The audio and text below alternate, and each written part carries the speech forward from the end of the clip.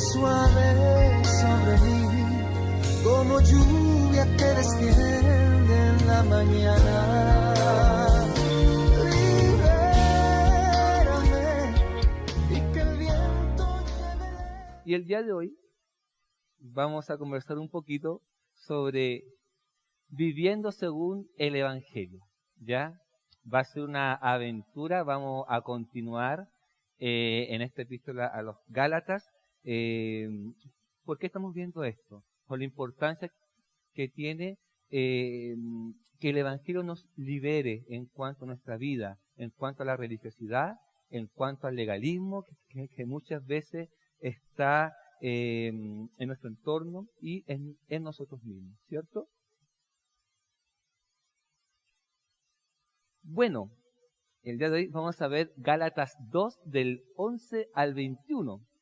Dice así: pues bien, cuando Pedro fue a Antioquía, le echó en cara su comportamiento que es condenable. Antes que llegaran algunos de parte de Jacob, Pedro solía a comer con los gentiles, pero cuando aquellos llegaron, comenzó a retraerse y separarse de los gentiles en temor a los partidarios de la circuncisión. Entonces los demás judíos se unieron a Pedro en su hipocresía, y hasta el mismo Bernabé se dejó arrastrar por esa conducta hipócrita. Cuando vi que no actuaba rectamente, como va a corresponder a la integridad del Evangelio, le dije a Pedro delante de todos: si tú, que eres judío, vives como si no lo fueras, ¿por qué obligas a gentiles a practicar el judaísmo? Nosotros somos judíos de nacimiento y no pecadores paganos. Sin embargo, al reconocer que nadie es justificado por las obras que demanda la ley, sino por la fe en Jesucristo, también nosotros hemos puesto nuestra fe en Cristo Jesús para ser justificados por la fe en Él, y no por las obras que demanda la ley, porque por estas nadie será justificado. Ahora bien, cuando buscamos ser justificados en Cristo, se hace evidente que nosotros mismos somos pecadores. ¿Quiere decir esto que Cristo está al servicio al pecado? De ninguna manera. Si uno vuelve a edificar lo que antes había destruido, se hace transgresor. Yo, por mi parte, mediante la ley, he muerto a la ley, a fin de vivir para Dios. He sido crucificado en Cristo y ya no vivo yo, sino que Cristo vive en mí. Lo que ahora vivo en el cuerpo, lo vivo por la fe en el Hijo de Dios, quien me amó y dio su vida por mí. No desecho la gracia de Dios. Si la justicia se obtuviera mediante la ley, Cristo hubiera muerto en vano. Estos versículos son extraordinarios. Aquí tenemos a dos apóstoles, ¿cierto? Reuniéndose, y uno de ellos cuenta que enfrentó al otro, porque lo que hacía era reprochable. Pero ¿qué pudo ocurrir para que hubiera este enfrentamiento entre dos apóstoles? ¿Qué ocurrió para que estuviera esta situación? Bueno, Pedro, que era un apóstol en Jerusalén, ¿cierto? Y Pablo, que era el apóstol que había ido a plantar iglesias en Antioquía.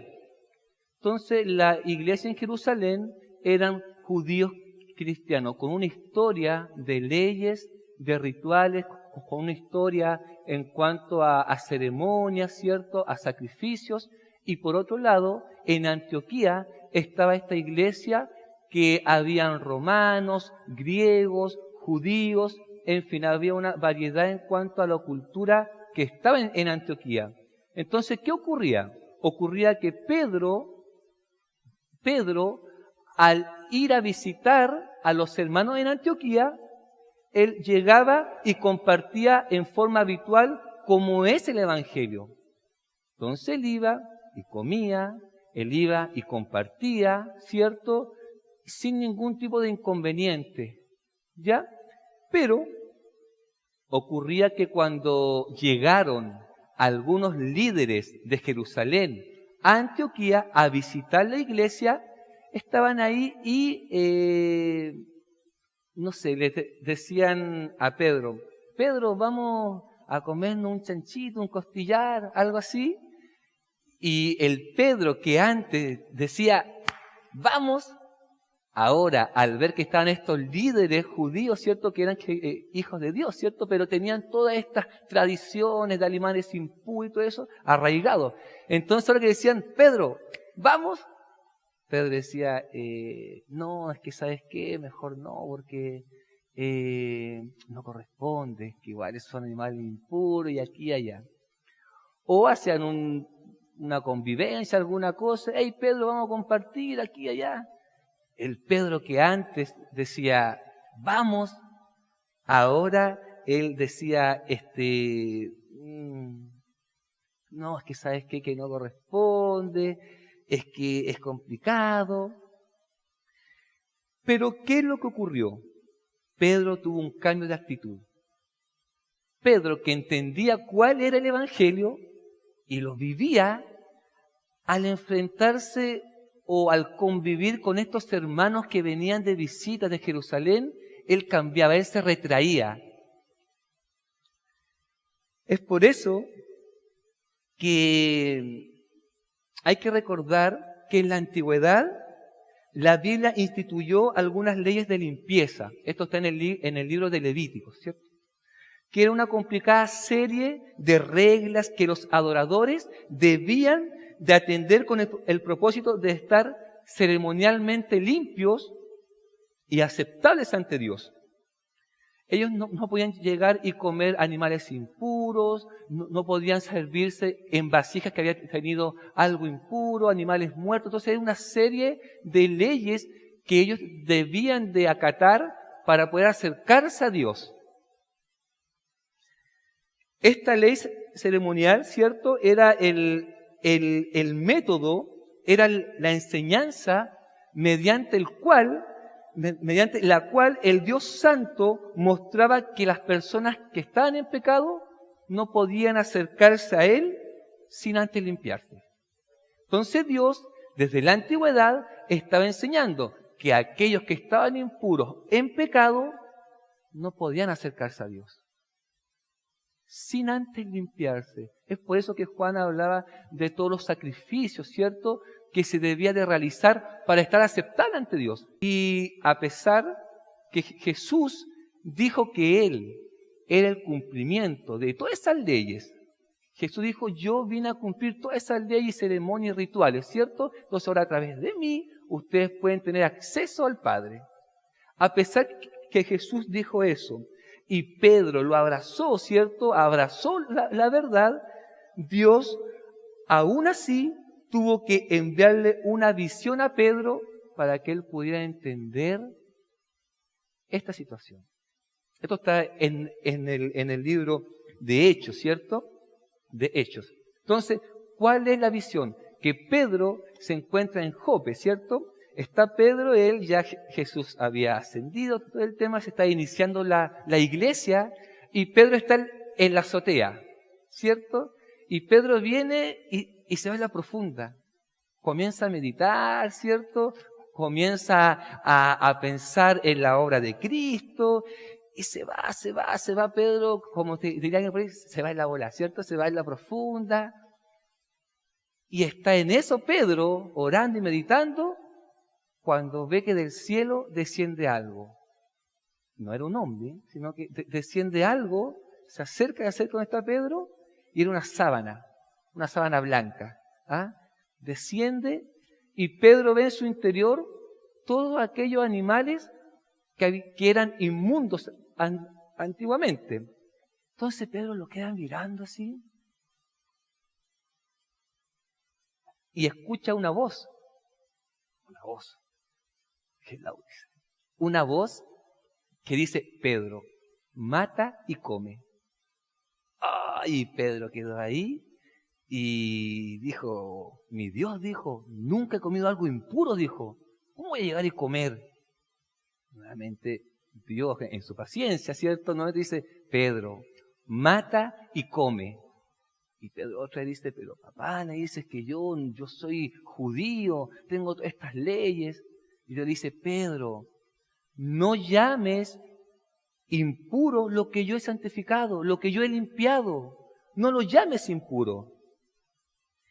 Entonces viene Pedro, y la revelación viene a su vida, y después de esta experiencia, Pedro se da cuenta que para Dios no hay favoritismo, sino que Dios, desde ahora, ¿cierto? Sino que en toda nación, Él ve con agrado a quienes humillan. Entonces Pedro pudo entender que ahora el Evangelio, estas buenas nuevas, no era simplemente para Israel, sino que se iba a extender a todas las culturas. Esta visión fue lo que le mostró a Pedro. Así que Pedro, cuando se comienza a apartar, a retraer, ¿cierto?, de los hermanos en Antioquía, él es culpable de hipocresía. Porque él sabía que el Evangelio no iba por ese lado.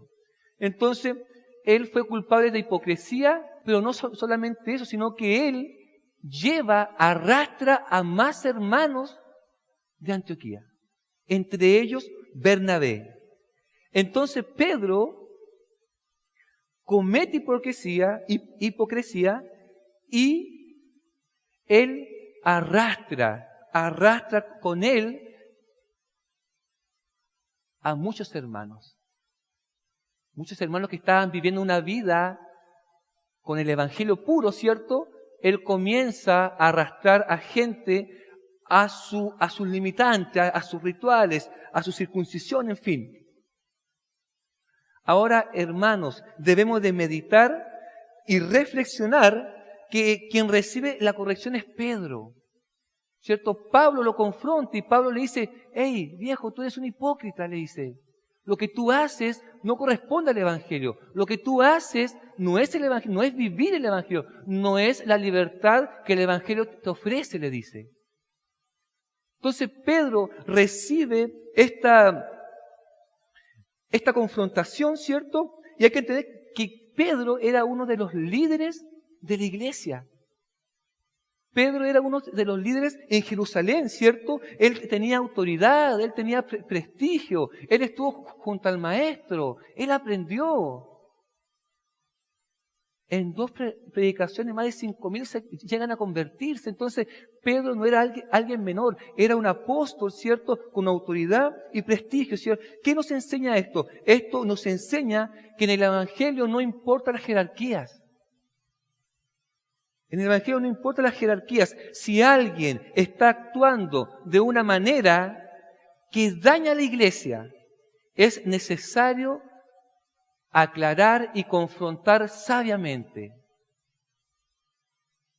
Sea quien sea. Si vemos que alguien está actuando y dañando a la iglesia de Cristo, es nuestra responsabilidad ir y confrontar a ese hermano sabiamente. La pregunta es, ¿llevas mucho tiempo como hijo de Dios? ¿Eres líder de algún tipo de ministerio? ¿Tienes alguna responsabilidad en la iglesia? ¿El conocimiento tuyo es mayor que los demás? ¿Piensas que todo esto no le va a permitir a un hermano que te llegue a confrontar? ¿Piensas que el conocimiento invalida a un hermano que está viendo que estás dañando a la iglesia al confrontarte sabiamente? Pues Pedro, quien pasó años con el maestro, pasó años estudiando y sabiendo, aprendiendo de él, Pedro necesitó que el Evangelio le corrigiera. Interesante. Pedro necesitó que el Evangelio lo corrigiera. ¿Y sabes algo? Dios va a usar al que está al lado tuyo para corregirte. Algunos piensan que Dios va a llegar a su habitación, va a haber una luz que va a resplandecer todo, lo va a cegar y le va a decir, hey, no tienes que hacer esto. La verdad es que Dios actúa a través de su pueblo. Dios actúa a través de su iglesia. Y Dios nos va a corregir a través de la congregación. No tapemos nuestros oídos al amor y corrección de Dios. Hermano, que Dios nos ayude a que nuestros actos, muchas veces de orgullo y soberbia, diciendo, yo sé,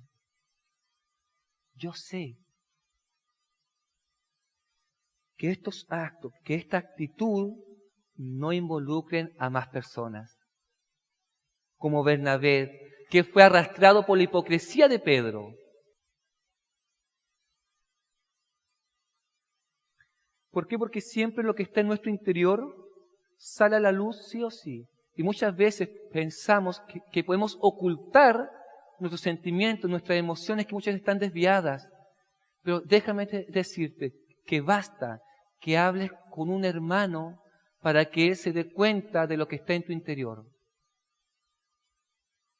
Basta simplemente que tengas una conversación con alguien más para que ese hermano pueda ver lo que sale a la luz de tu interior. Que el Señor nos ayude a tener un corazón enseñable. Se los digo porque muchas veces he tenido que arrepentirme ante Dios. ¿Por qué? Porque mis acciones han involucrado a mi esposa, a mis hijos y personas a quienes quiero. Porque muchas veces mi actitud de soberbia, al no dejarme corregir, arrastra a otras personas. Como le ocurrió a Bernabé y a tantos otros. La hipocresía de Pedro arrastró a otros hermanos. La hipocresía de Pedro arrastró a Bernabé, que era alguien que sabía. Que el Señor nos ayude.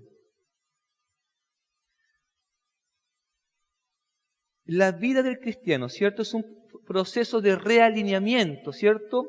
Hermanos, hay que entender que la verdad del Evangelio se opone a nuestra vida, se opone a la naturaleza que está en nuestro interior. La verdad del Evangelio se opone, ¿cierto?, al sistema, a la cultura, a nuestra esencia que es pecaminosa, ¿cierto? Y si la cultura, el sistema mismo y nuestra esencia, ¿no es cierto?, nos lleva a desenfocarnos del Evangelio, es necesario que éste nos realinee constantemente.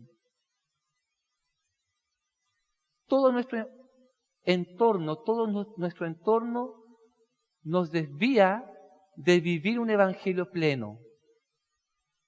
Nuestro interior, nuestra esencia, el pecado que mora en nosotros, la cultura misma que está en contra de los principios divinos, el sistema en que estamos, nos desvía de vivir el evangelio. Es por eso que nuestra vida tiene que ser un constante realineamiento, volver nuevamente a la senda, porque es fácil desviarse. El problema es que el corazón no acepta la reprimenda, no lo acepta, no acepta cuando alguien viene y te confronta sabiamente. Que el Señor nos ayude a tener un corazón enseñable y pastoreable. Del 14, ¿cierto?, al 16, podemos ver que el pecado básico de Pedro es el pecado de nacionalismo, ¿cierto? Debemos de recordar que a los judíos desde pequeños se les enseñaba que los gentiles, o sea, los no judíos, eran inmundos, ¿cierto? Como cuando uno al chiquito le enseña que es de Colo-Colo, y tiene que ser de Colo-Colo, ¿cierto?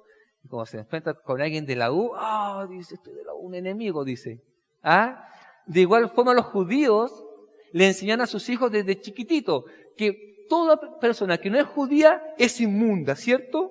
Le enseñaban una y otra vez. Ahora, esto lo escondían bajo la fachada de un cumplimiento religioso. Se escudaban, se escondían en un cumplimiento religioso, ¿cierto? Y Pedro y los otros cristianos judíos se sentían superiores. En su interior, este nacionalismo, ¿cierto?, los veía que ellos eran el pueblo de Dios, aunque entendía el Evangelio Pedro. Se sentía superior, ¿cierto? ¿Qué estaba haciendo Pedro? Pedro estaba permitiendo que las diferencias culturales fueran más importantes que el Evangelio mismo. Pedro estaba aceptando y permitiendo que la cultura fuera más importante que la verdad y la libertad del Evangelio.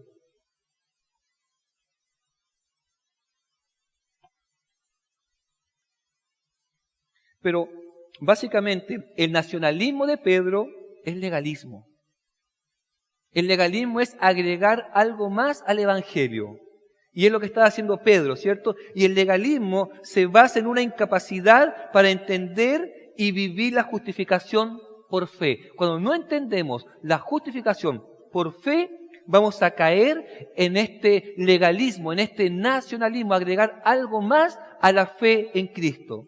Y hoy en día hay muchos ejemplos de un comportamiento como lo tuvo Pedro en nuestras iglesias. Como por ejemplo, una forma es llevar actitudes que teníamos fuera de la iglesia.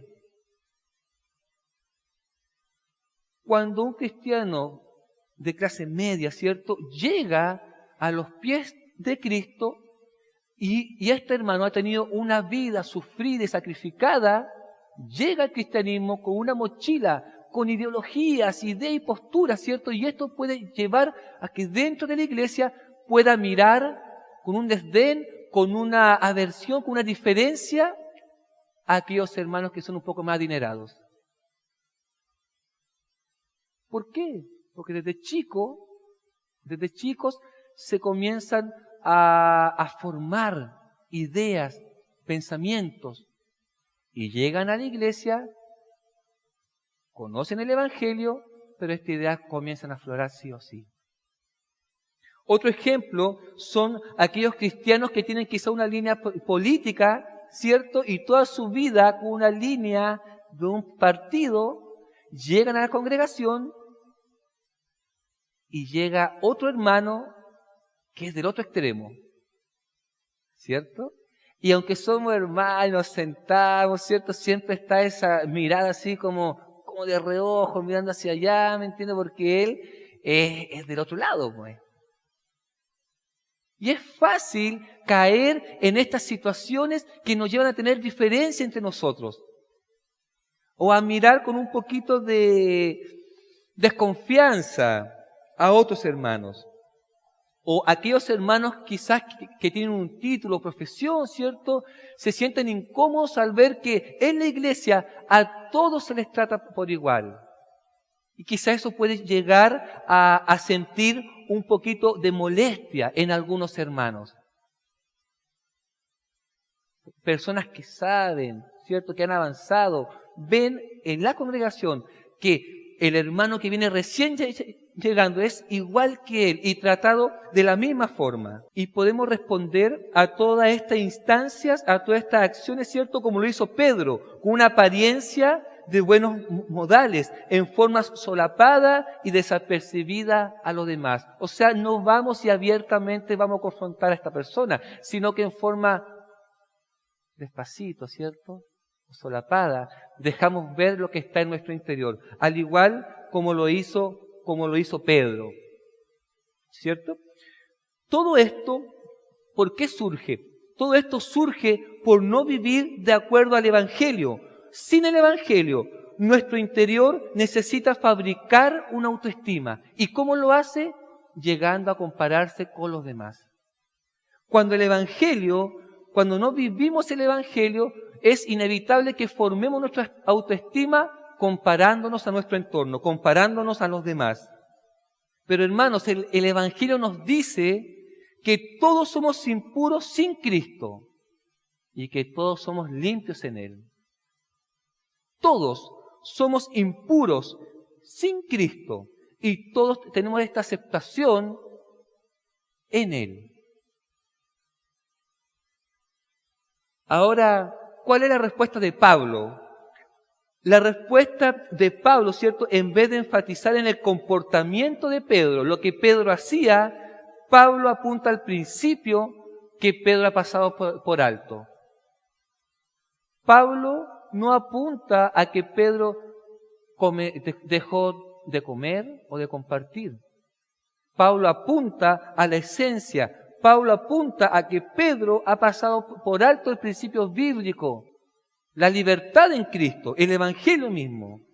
El mensaje de Pablo es claro. Pablo dice, en primer lugar, Pedro le dice, Dios no tuvo un compañerismo basado en tu raza o en tu cultura, le dice. Dios no se basó ni en tu raza o cultura para tener este compañerismo contigo.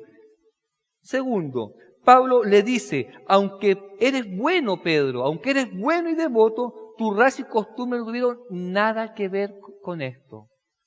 Versículo 15 y 16. No tiene nada que ver con esto. O sea, no depende de ti que Dios haya impactado tu vida. Y después le dice, por lo tanto, Pedro, ¿cómo puedes tú tener comunión basándote en tu raza o en tu cultura? En el versículo 16. Pablo dice, Pedro, ¿por qué tú te basas en tu raza o cultura para relacionarte? Dios no hizo eso contigo. Y el día de hoy, Dios nos dice, yo no realicé de compañerismo porque eres bueno, porque eres generoso, porque eres lindo o porque eres no tan lindo.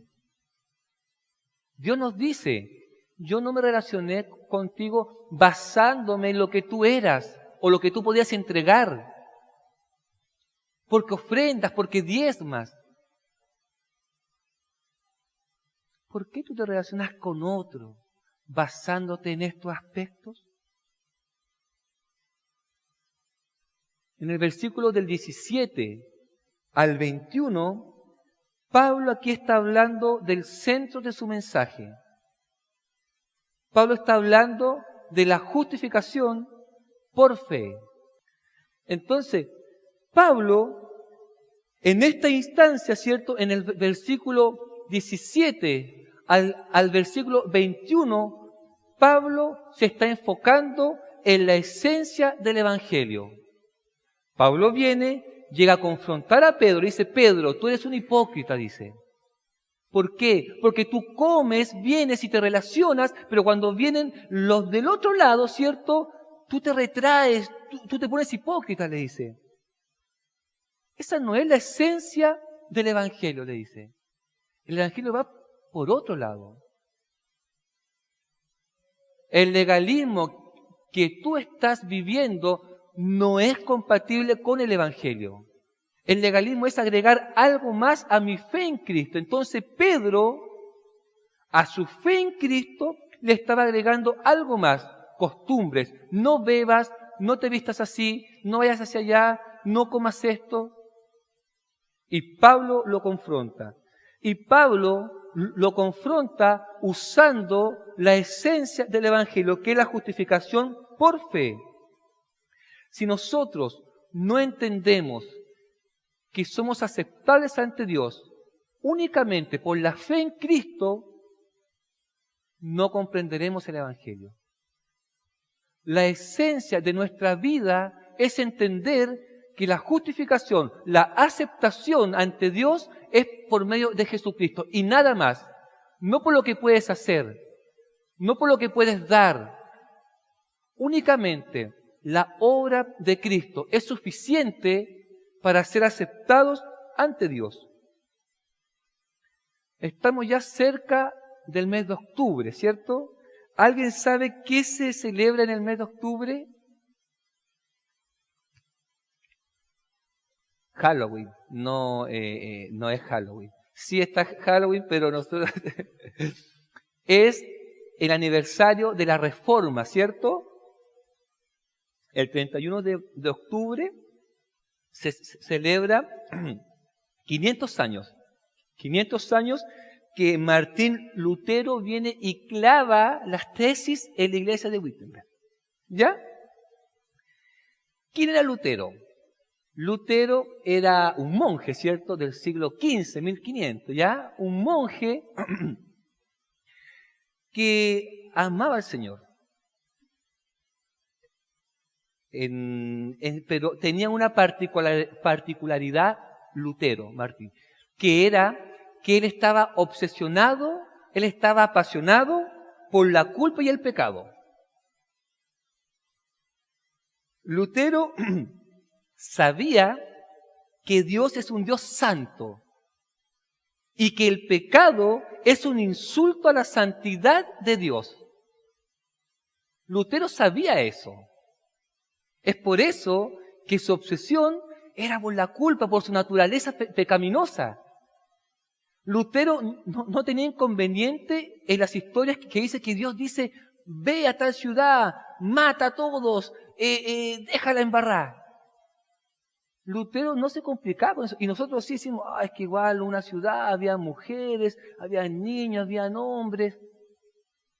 Pero Lutero no tenía complicaciones con eso. ¿Por qué? Porque entendía que éramos pecadores todos y que merecían la condenación.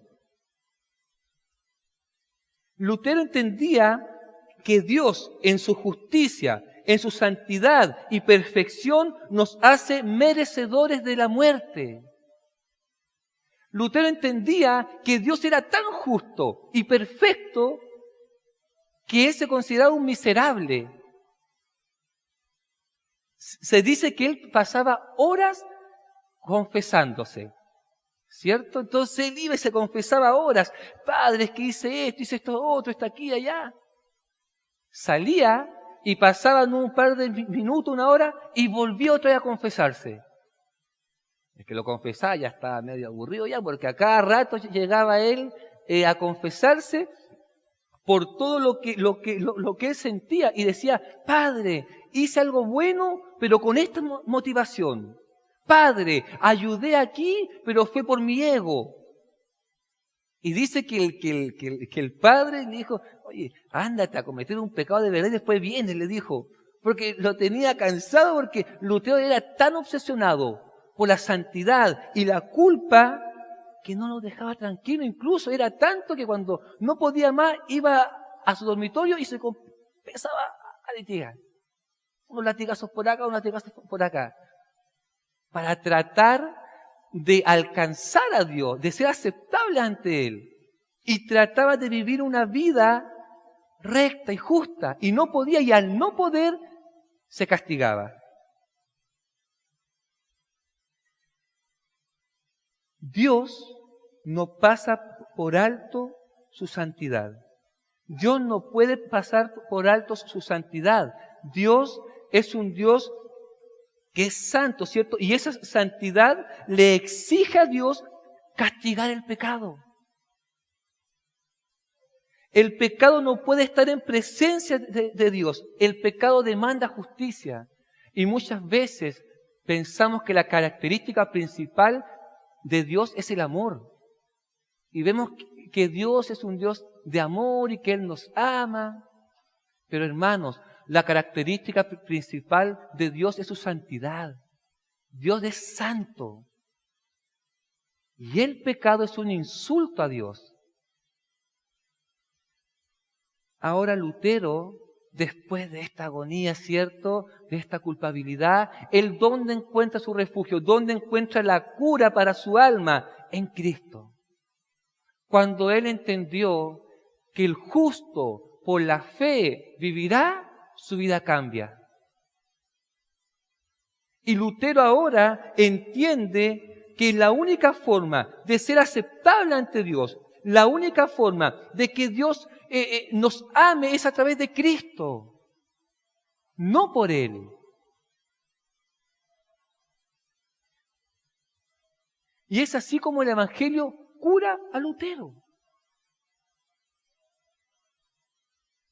Él fue el iniciador de la Reforma, se separó de la iglesia predominante y es lo que hoy somos los protestantes, ¿cierto? Y es aquí el problema nuestro. Un Dios que es perfecto exige algo que es perfecto. Dios que es perfecto exige algo que es perfecto, ¿cierto? Si queremos ser aceptables ante Dios, si queremos ser aceptados por Él, te pregunto, ¿quieres ser agradable ante Dios? ¿Quieres que Dios te acepte? Ok, tienes dos alternativas. Primero, cumple la ley de Dios. Cumple los mandamientos. Inténtalo, esfuérzate en ser bueno. Sé bueno y generoso y avanza. Cumple esta ley. Pero te digo, si fallas en una, fallas en todas. Porque Dios exige la perfección. Hazlo. Después me llamas y me dices cómo te va. ¿Ah? No podemos cumplir la ley de Dios. No podemos. Pero ¿sabes cuál también es el problema? El problema es que nosotros nos comparamos con los que creemos que son más malos que nosotros. Somos frescos. Somos muy frescos. ¿Nos comparamos con quién? Con el vagabundo. Nos comparamos con el delincuente, ¿cierto? Nos comparamos con los que están en la esquina, con el violador, con el homicida. Y ante ellos nos consideramos buenos, pues. No, es que yo no estoy loco, yo no voy a matar. ¿A dónde? No, si yo no fumo. No, si yo no bebo. Y nos creemos buenos. Y creemos que esta condición nos hace ser aceptables ante Dios. Pero cuando nos comparamos con el estándar de Dios, cuando nos comparamos con lo que Él demanda, cuando nos damos un portazo con la ley de Él, nos damos cuenta lo miserables que somos. Porque es la ley de Dios quien nos muestra nuestra esencia, nos muestra nuestro interior, nos muestra que somos faltos. Es esta ley y los mandamientos de Dios quien a nosotros nos muestra que no podemos ser buenos. Su santidad y perfección nos muestra a nosotros que no podemos ser buenos. Hermanos, no nos engañemos. Dios ve nuestro interior. Él ve cuál es la motivación de nuestro interior. Y muchas veces me dicen, ya, ok, amigo, pero yo no he matado.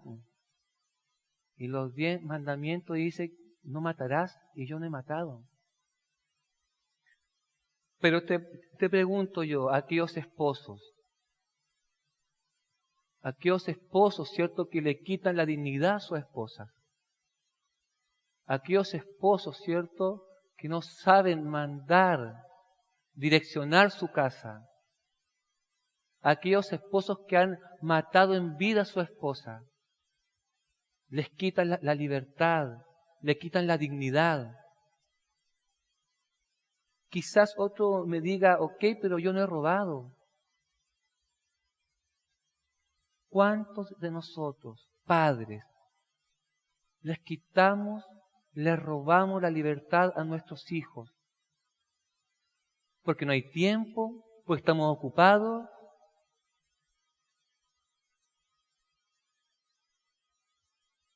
Otro quizás me dirá, ok, amigo, pero yo no he adulterado, pues. Yo no he adulterado. Ok, digo yo, quizás no te has acostado con una mujer, que no es tu esposa. Pero la Escritura dice que si en tu mente está el desear a una mujer, ya pecaste. No nos vamos a sacar la suerte entre gitanos. La mujer es lo más bello que Dios creó. La mujer es lo más bello que Dios creó. Y es hermoso apreciar la belleza de una mujer. Dios me regaló una mujer bellísima. Dios me regaló una mujer hermosa. Lo mejor de ella es su gusto, cuanto a los hombres. Tiene un gusto espectacular. Entonces, no se rían que es verdad. Dios me regaló una mujer hermosa, ¿cierto? Son hermosas las mujeres. Entonces yo agradezco a Dios por ello. Pero no puedo decir que no he pecado, hermanos. Muchas veces, aunque hagamos lo bueno, aunque hagamos lo que la Biblia nos dice, nuestras motivaciones e intenciones muchas veces son manipular a Dios y manipular a otros. Es nuestro interior. Dios ve nuestras motivaciones. Dios ve que cuando fuiste generoso y le diste a un hermano, lo hiciste para recibir gloria, honra, ¿cierto? Y para que tu pecho se infle. Dios ve que nos motiva a hacer las cosas. Nos motiva por recibir algo a cambio. Lo que veíamos la semana anterior. ¿Qué te motiva a venir a adorar al Señor? ¿Te motiva a recibir algo? ¿Te motiva un trabajo? ¿O que tus hijos vengan a la iglesia? ¿O vienes para mostrarte? No nos engañemos, Dios ve nuestro interior y nuestras motivaciones. Si no comprendo lo justo y lo santo que es Dios, nunca voy a comprender el Evangelio. Si en mi mente no está el Dios de la Biblia, el Dios que es perfecto, el Dios que es soberano, nunca vamos a comprender el Evangelio verdadero. Y es lo que ocurre muchas veces en las iglesias hoy en día. Nos están mostrando al Dios de la Biblia. Y están mostrando un Dios que se tiene que adaptar a nuestros requerimientos. Muestran un Dios, cierto, que tiene que estar a disposición mía. Muestran un Dios que si yo doy algo, Dios tiene que devolverme el doble o triple. Ese no es un Dios de la Biblia. ¿Quién soy yo para pedirle algo a Dios? ¿Quién soy yo para ofrendar y querer recibir algo a cambio? Dios es soberano. Cuando no comprendo lo justo que es Dios, cuando no comprendo que soy aceptable ante Él por medio de Cristo, mi vida se vuelve una ruta montañosa, de altos y bajos. Mi vida se vuelve una montaña rusa donde subo y bajo. Subo cuando me creo el cuento que soy bueno, ¿cierto? Y llevo un tiempo avanzando y obedeciendo. Y es ahí cuando nuestro pecho se infla. Soy bueno. Por mis méritos he alcanzado este nivel en la iglesia. Y por otro lado, vivimos una vida baja, ¿cierto? Cuando nos damos cuenta que no cumplo con el estándar de Dios. Y al ver que yo no cumplo, me alejo. Al ver que yo no doy la nota, ¿cierto? Me alejo. Y veo a la iglesia que avanza y lo veo como que, es que la iglesia todos son santos. Y todos están avanzando y todos aman a Dios. Y yo, como no voy a la congregación, yo como no oro, me alejo. O muchas veces nuestro orgullo de no ser corregido nos lleva a alejarnos de Dios, buscar otras rutas. Y siempre cuando hacemos eso arrastramos a nuestra familia, a nuestras esposas y a nuestros hijos.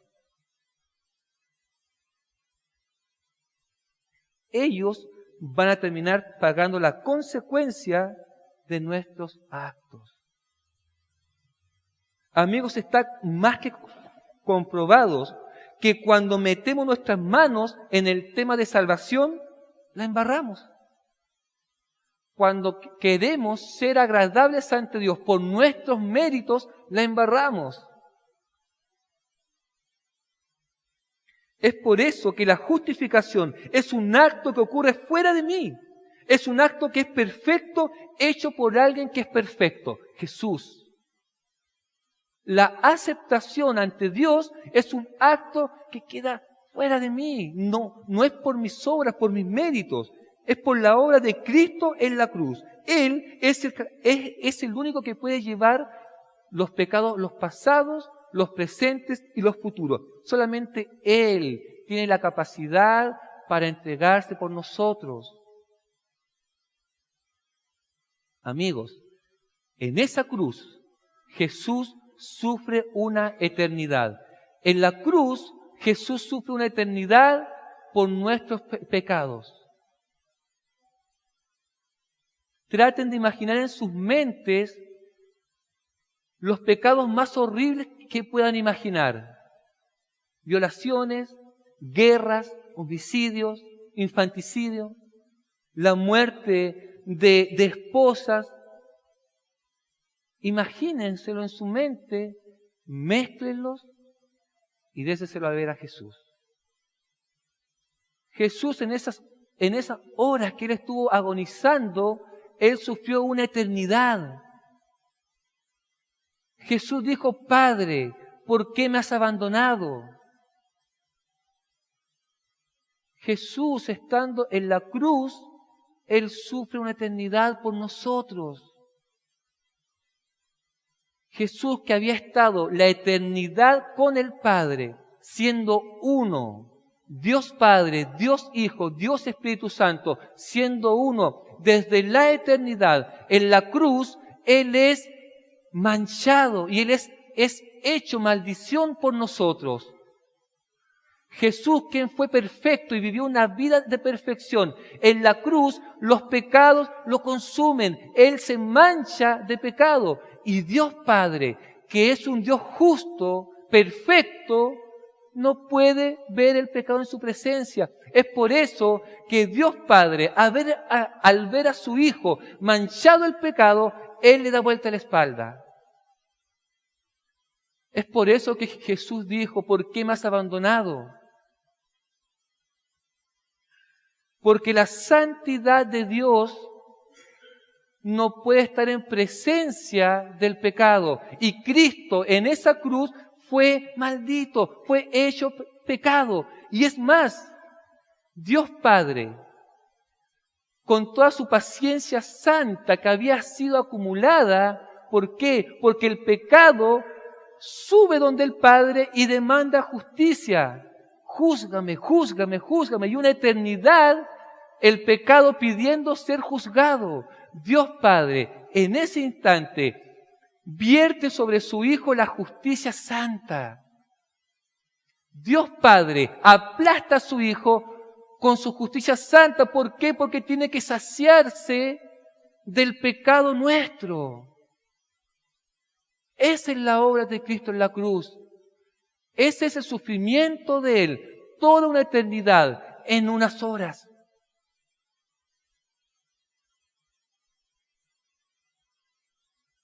Hermanos, es aquí donde comienza todo. Es aquí donde se inicia nuestra vida de creyente. Entendiendo lo que Cristo hizo en la cruz. Entendiendo que Dios es un Dios santo. Y que nuestra impureza demandaba justicia, demandaba juicio. Y que el juicio fue pagado en Cristo. Cuando nosotros abrazamos esta verdad, cuando nosotros entendemos que no merecíamos ser salvos, que no merecíamos tener una relación con el Padre, cuando entendemos que todo es gracia, que todo es un regalo, que todo es por Cristo, nuestra vida cambia. Cuando comprendemos esto, nuestra vida toma un giro y ya no vivo por temor al castigo de Dios, ya no vivo esforzándome en ser aceptado por Él. Ahora mi vida gira en torno al amor. Gira en torno al amor por aquel que dio su vida por mí. Ahora yo obedezco al Padre por amor a Cristo, porque Él entregó a su Hijo a morir por mí. Y gracias a esa muerte yo ahora puedo ir y derramarme en su presencia y arrepentirme constantemente sin temor, sin miedo a la condenación.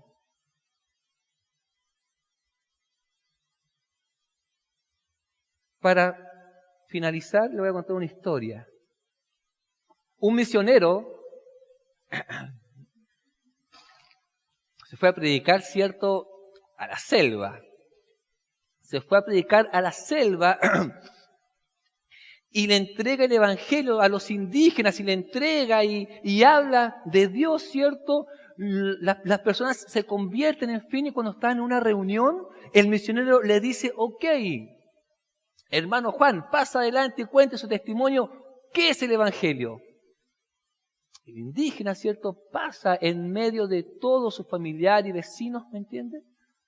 Y él comienza a reunir hojas, ¿cierto? Hojas y las pone en el suelo. Después toma un gusano y lo pone en medio de todas las hojas. Después viene y enciende fuego alrededor de las hojas. Cuando el fuego comenzó a consumir las hojas y a acercarse al medio, y cuando el humo ya hacía que el gusano se moviera de dolor, el indígena toma al gusano sutilmente, lo limpia, lo muestra y dice, yo gusano, yo gusano. Y esa es la postura nuestra. Es Él quien nos rescata. Que el Señor nos ayude a tener un corazón moldeable, enseñable. Que Dios nos ayude a comprender que Dios es un Dios justo. Un Dios justo y santo. Oremos a Dios.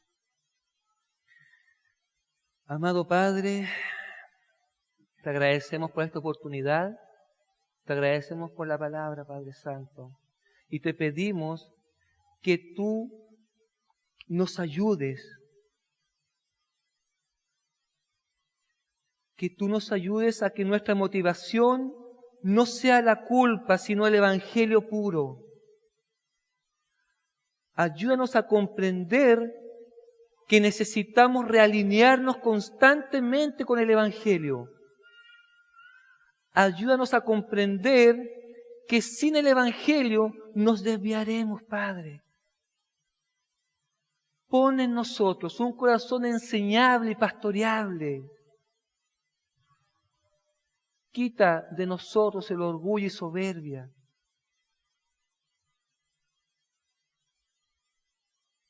Ayúdanos a desechar aquellas actitudes legalistas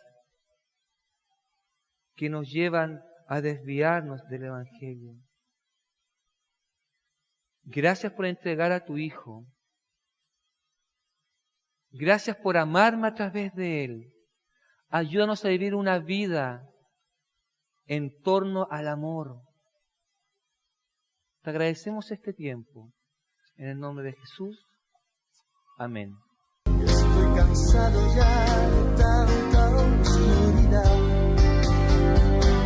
Oh, deja que tu soplo caiga suave sobre mí, como lluvia que desciende en la mañana.